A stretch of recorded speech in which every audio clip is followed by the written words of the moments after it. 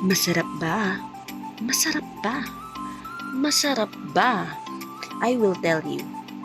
Bumalik pala kami sa fruit bar sa may Vista Verde Executive Village, Cainta, Rizal. Mas nag-improve ang place nila dahil may mga upuan na silang pwedeng tambayan habang nag-snacks. Sinubukan ko naman ngayon yung fruit series nila at yung bago nilang ube shake.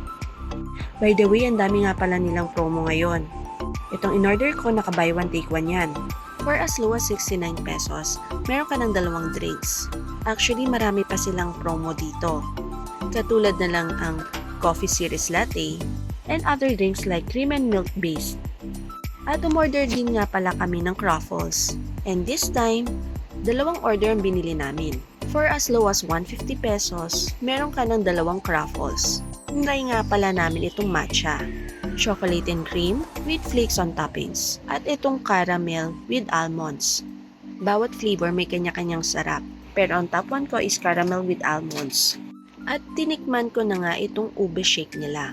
Medyo malaki ang servings nila para sa 16 ounce. Para sa akin, sakto ang tamis niya. Kalasa nga niya ang scramble na ube flavor. Pero this one is much better kasi lasang-lasa mo talaga yung milk niya.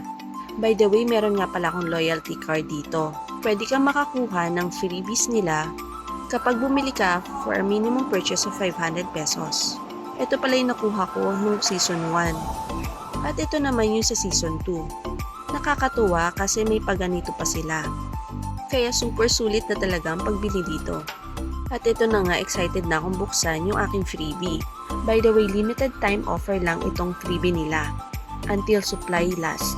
At random selection lang siya once na nagkaroon ka ng freebie. Nakakatuwa kasi purple yung napunta sa akin. Kaya kung naghahanap ka ng something refreshing at may pa-freebie pa, pwede dito. You can also order via Grab. At ang sagot ko kung masarap ba? Yes na yes.